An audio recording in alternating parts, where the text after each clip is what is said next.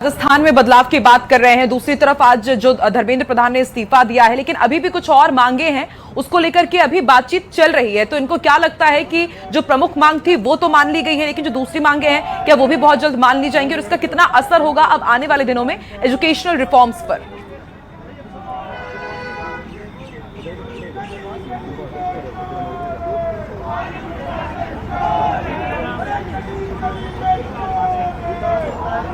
आप सुन पा रहे हैं हितेंद्र? चलिए फिलहाल हितेंद्र से हमारा संपर्क नहीं हो रहा, लेकिन देखिए इस वक्त की बेहद बड़ी। रिपीट करिए एक बार।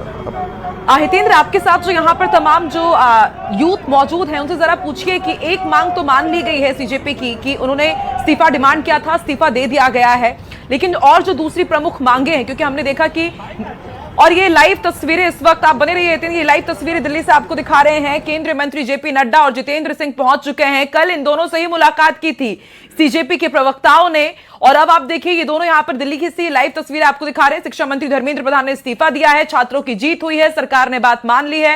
हितेंद्र लगातार हमारे साथ जुड़े हुए हैं। हितेंद्र, एक तरफ बैठकों का दौर शुरू हो चुका है, दिल्ली में हलचल बहुत ज्यादा तेज है और अभी हम देख रहे हैं कि यहां पर भी एक हंगर स्ट्राइक चल रही है। तो यहां पर क्या प्रशासन की तरफ से कोई पहुंचा है बातचीत करने के लिए, कुछ समाधान निकालने के लिए?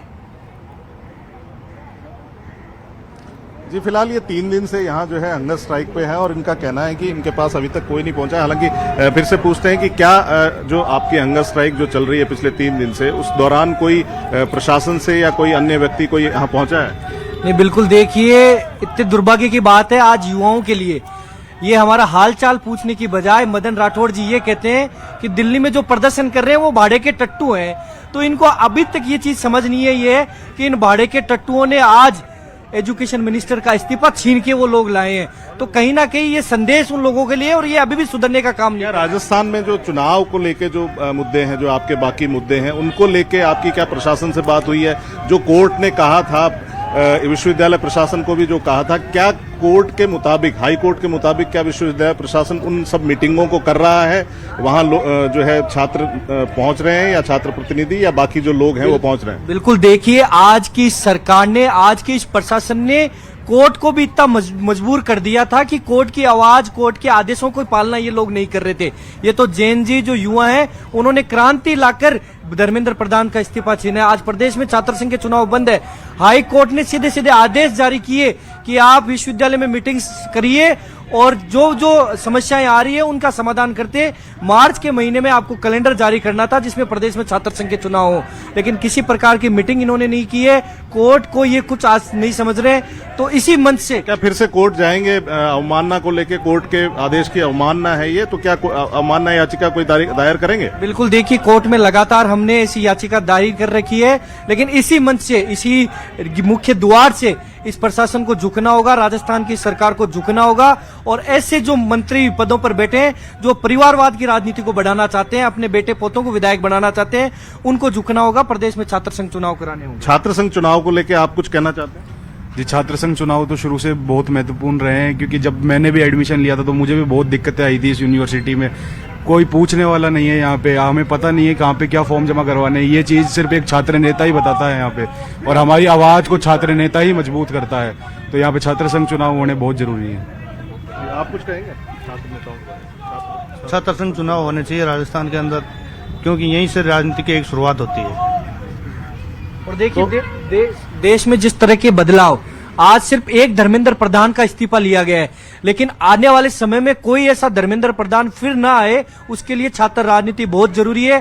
क्योंकि जो छात्र राजनीति से निकले हुए युवा हैं वो इतने शिक्षित हैं, धरातल के संघर्ष को समझकर उस पद तक पहुंचते हैं, तो कहीं ना कहीं वो पेपर लीक जैसी घटनाओं पर रोक लगाएंगे। जी, तो इनका ये कहना है कि इनका जो दूसरा मुद्दा है, जो बड़ा मुद्दा है, वो छात्र संघ चुनावों को लेके है। और छात्र संघ चुनाव इनके मुताबिक जो है युवाओं की वो नर्सरी है, क्योंकि 18 साल की उम्र जब हो जाती है तो उसके बाद जो है वोट देने का अधिकार तो है, तो राजनीति में प्रत्यक्ष तौर पर शामिल होने का अधिकार जो है छात्र संघ चुनावों के माध्यम से ही जो है छात्रों को मिलता है। तो उनका ये कहना है कि छात्र संघ चुनाव बहाल किए जाए। बिल्कुल हितेंद्र, आपसे भी मैं समझना चाहूंगी कि आप बीते कई दिनों से देख रहे हैं ये इनकी जो हंगर स्ट्राइक जारी है, प्रशासन का कोई भी नुमाइंदा अभी तक 3 दिन से इनके पास पहुंचा नहीं है बातचीत करने के लिए। क्या आपने जानने की यहाँ पर कोशिश की कि आखिर क्यों प्रशासन का या फिर यहाँ पर विभाग की तरफ से कोई भी नहीं पहुंच रहे हैं कि एटलीस्ट इनकी सुनवाई तो हो, सुन तो लीजिए कि ये कह क्या रहे हैं, बाद में बातचीत या फिर समाधान का रास्ता तो बात की बात है। जी, जो बाकी जो युवाओं का आंदोलन है, चाहे वो धर्मेंद्र प्रधान के इस्तीफे को लेकर हो, उस दौरान जो है कोई भी प्रशासन के अधिकारी यहाँ नहीं पहुंचे थे। लेकिन जो और जगहों पे जो आंदोलन चल रहा था उसमें पुलिस के अधिकारी जरूर पहुंचे थे और उन्होंने छात्रों से आग्रह किया था कि वो अपने अपने घर जाएं और जो है अगले दिन फिर जुट सकते हैं वो।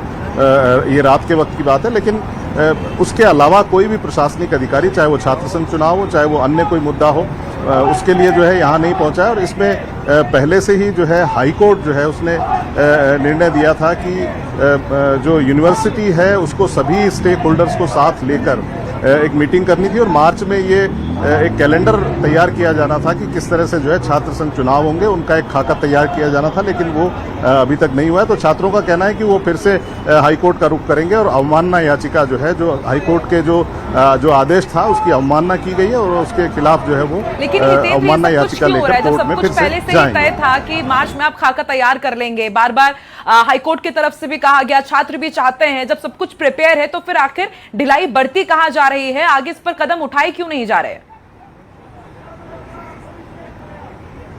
देखिए, इसमें भी आरोप प्रत्यारोपों की बात है और जो बाकी स्टेक होल्डर्स हैं उन्होंने जो है कोशिश भी की होगी। खासतौर पर जो सबसे ज़्यादा कोशिश जो कर रहे हैं वो छात्र ही कर रहे हैं। यूनिवर्सिटी प्रशासन और बाकी जो स्टेक होल्डर हैं उनकी तरफ से इस तरह की बहुत ज़्यादा कोई बड़ी कोशिश हुई नहीं है। हालांकि ये जब विषय कोर्ट में जाएगा वहीं ये साफ हो पाएगा कि आखिर जो है ढिलाई किस जगह से है, चाहे वो यूनिवर्सिटी की तरफ से हो, चाहे वो जो है सरकार के नुमाइंदों की तरफ से हो, चाहे वो जो छात्र संघ है या जो छात्र जुड़े हुए हैं उनका उनको जो शामिल किया गया इनमें, उनकी तरफ से ढिलाई हो। तो ये आगे देखने वाली बात होगी कि इसमें आखिर हुआ क्या है, क्योंकि सभी स्टेक होल्डर्स को जब एक मंच पे आएंगे तभी ये बात साफ हो पाएगी कि आखिर दिक्कतें कहाँ हैं छात्र संघ चुनाव कराने में। बिल्कुल हितेंद्र, और यदि सभी स्टेक होल्डर्स को बुला लिया जाए, बातचीत हो जाए, तो मुझे लगता है फिर हंगर स्ट्राइक की जरूरत पड़ेगी ही नहीं। पहले से जब सब कुछ तय था उसके बाद भी समय सीमा पर नहीं हो रही है और इसीलिए इन्हें हंगर स्ट्राइक पर बैठना पड़ रहा है। हितेंद्र, जरा इनसे भी बातचीत कीजिएगा, इनके तो मुद्दे हैं ही, लेकिन अभी जिस तरह से धर्मेंद्र प्रधान ने इस्तीफा दिया है, जरा इनसे पूछिए कि अब इन्होंने जो धर्मेंद्र प्रधान है उन्होंने अपने एक्स पोस्ट के जो उनका प्रोफाइल रहता है उससे मंत्री भी उन्होंने वहां पर हटा लिया है। तो अब इनको लगता है कि वाकई अब जो शिक्षा व्यवस्था में या पूरे प्रणाली में जो ये बदलाव की मांग कर रहे हैं, वाकई अब रिफॉर्म्स आ पाएंगे एजुकेशन लेवल पर? जी, इस बारे में छात्रों से बात करते हैं कि जो धर्मेंद्र प्रधान ने जो इस्तीफा दिया है उसके बाद जो शिक्षा में रिफॉर्म्स की भी बात हो रही है, पेपर लीक जैसे जो मामले हैं उन पे नए स्ट्रिंजेंट कानून जो काफ़ी कठोर होंगे ऐसे लाए जाने की बात हो रही है। राजस्थान में भी लाए गए थे कांग्रेस पिछली सरकार में और उनके नेता भी जो है लगातार ये बात कहते हैं। तो अब जो केंद्र में अगर ऐसा कानून आएगा या शिक्षा में रिफॉर्म आएंगे तो आप कैसी उम्मीद करते हैं कि किस तरह के रिफॉर्म आएंगे? देखिए, सबसे पहला तो हम उनसे निवेदन करेंगे कि जो भी रिफॉर्म्स आ रहे हैं उनमें युवाओं की भागीदारी हो, यानी सब युवाओं से एक सजेशंस मांग के जो रिफॉर्म्स किए जाएं यूथ के लिए, उस रिफॉर्म्स में युवाओं की भागीदारी ज्यादा से ज्यादा हो, ताकि आने वाले समय में युवाओं को फिर से ऐसे धरने प्रदर्शन ना करना पड़े, सड़कों पर उतरना ना पड़े, पेपर लीक जैसी घटनाओं पर रोक लगे। तो ये जो आपके जो बाकी जो मुद्दे हैं इनको लेके आप कभी सरकार में बैठे किन्हीं लोगों से या प्रशासन में बैठे किन्हीं लोगों से मिले हैं, जो चाहे यूनिवर्सिटी के मुद्दे हों, चाहे हॉस्टल्स के मुद्दे हों, चाहे क्लासरूम्स के मुद्दे हों, चाहे लाइब्रेरी के मुद्दे हों या और भी कोई मुद्दे जो इंफ्रास्ट्रक्चर को लेके भी हो सकते हैं, आपके नीतियों को लेके भी हो सकते हैं, तो उन पे क्या कभी कोई बात हुई है? देखिए, तमाम मुद्दों को लेकर हमने बार बार इस प्रशासन को अवगत करवाया और पिछले 3 साल से प्रदेश में छात्र संघ के चुनाव नहीं हो रहे। लगातार हम धरना प्रदर्शन जारी रखे हुए हैं, लेकिन बड़े दुर्भाग्य की बात है कि हमें जल्दी प्रेमचंद बैरवा जी का इस्तीफा मांगना पड़ेगा, क्योंकि वो ये कहते हैं छात्र संघ चुनाव पर कि ना तो हम कांग्रेस सरकार ने छात्र संघ के चुनाव बंद किए थे, तो आप इस्तीफा दो, कांग्रेस के किसी मंत्री को आपके पद पर बिठाओ, वो आके छात्र संघ के चुनाव चालू कर देंगे। तो और आप जो है, आपका क्या कहना है इस बारे में कि जो शिक्षा व्यवस्था है या बाकी जो चीजें हैं, आप यूनिवर्सिटी में रहते हैं, हॉस्टल्स में रहते होंगे, तो किस किस तरह की दिक्कतों का सामना करना पड़ता है जिसके लिए आपको धरना देना पड़ता है, अधिकारियों से मिलते हैं लेकिन आपके समस्याओं का समाधान नहीं हो पाता? जो फंड आता है वो तो पहले ही गायब हो जाता है, तो समस्या तो वहीं से ही स्टार्ट हो जाती है। फंड अगर प्रॉपर तरीके से यूज लिया जाएगा तो यूनिवर्सिटी चमकेगी कि आप देखो बाहर से आओगे तो ऐसा खुद को लगेगा नहीं कि ये यहाँ अपन राजस्थान में भी है क्या। तो क्या आप हॉस्टल में रहते हैं यहाँ यूनिवर्सिटी में? नहीं, मैं अभी फर्स्ट ईयर में आया हूँ, आगे जो अब लूंगा हॉस्टल में ही लूंगा। अगर अच्छा रहा, जहाँ वहाँ अच्छे लगे वहाँ रह जाऊंगा, हॉस्टल क्यों नहीं रहूंगा, दिक्कत। तो हॉस्टल्स में और बाकी जगहों पे भी जो है हालात जो है उतने अच्छे नहीं है। यहाँ जो हॉस्टल में रहने वाले कुछ छात्र हैं वो बताएं कि किस तरह की जो है हालात से उनको गुजरना पड़ता है, किस तरह की जो है बात जो है उनके सामने आती है लेकिन वो कर नहीं पाते। देखिए, मैं यहाँ हॉस्टल में भी रहा हुआ हूँ और यहाँ कैंपस में पिछले 8 साल से हूँ। जब यहाँ की स्थितियां आप देखेंगे कि आज महारानी कॉलेज की एक बच्ची सुबह आई हुई, वो ये कह रही है कि टॉयलेट में पानी नहीं है, वॉशरूम्स में लड़कियों के लिए सही व्यवस्थाएं नहीं है। और पिछले कुछ दिनों पहले मैंने आपको दिखाया कि सेंट्रल लाइब्रेरी जो राजस्थान की सबसे बड़ी लाइब्रेरी है, वहां पीने तक का पानी विद्यार्थियों को नसीब नहीं है। यानी करोड़ों रुपए राजस्थान सरकार और यूजीसी राजस्थान विश्वविद्यालय को देती है। क्यों? क्योंकि यहाँ शिक्षा का स्तर आगे बढ़ सके, यहाँ की व्यवस्थाएं सुधर सके।